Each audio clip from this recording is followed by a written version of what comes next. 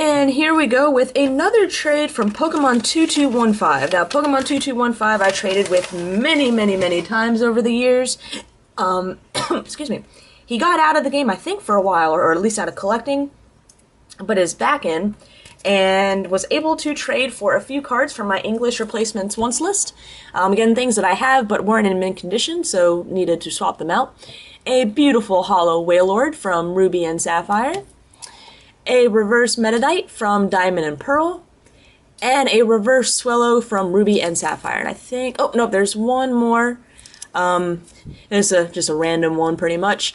Uncommon Sharon from the Japanese Black and White 1 set.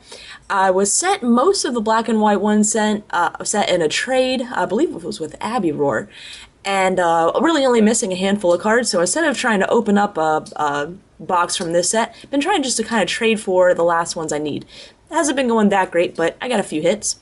So that is everything from Pokemon2215, and I'm sure we'll be seeing another trade from him in the future. Oh, hold on. That's the other thing I was forgetting to show. He also sent these awesome fake cards. This is probably the better one, where this is Wally's training, although they forgot to print that it was Wally's training. They also misspelled your. They did misspell your right there, but everything else seems to be word for word what the actual card says. How you can tell it's fake? Well, it's got this fake shine to it. That doesn't happen. It doesn't have the name. The borders are all off. The lettering is off. That's misspelled. And the back looks like that. Those aren't even Pokemon. That's a bird. That's a cow. That's a cat of some kind. And there's just a little electric symbol. So, yeah. Fun fake card, though. And this one also has that weird little, let me just print this on some pretty paper to give it a nice shine. Horrible copy of the Snorunt. What is the name of that? Yugwara. Oh.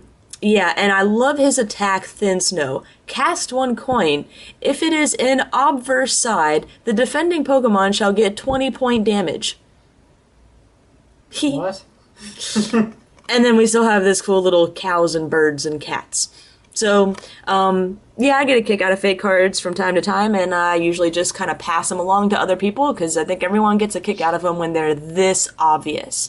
When they're actually pretty good fakes and you're getting them in trades thinking that they're real cards, that's kind of a bummer, but for these, it's just fun to pass along and make everyone laugh at how bad they are. So again, thank you, Pokemon2215, for the nice little surprise.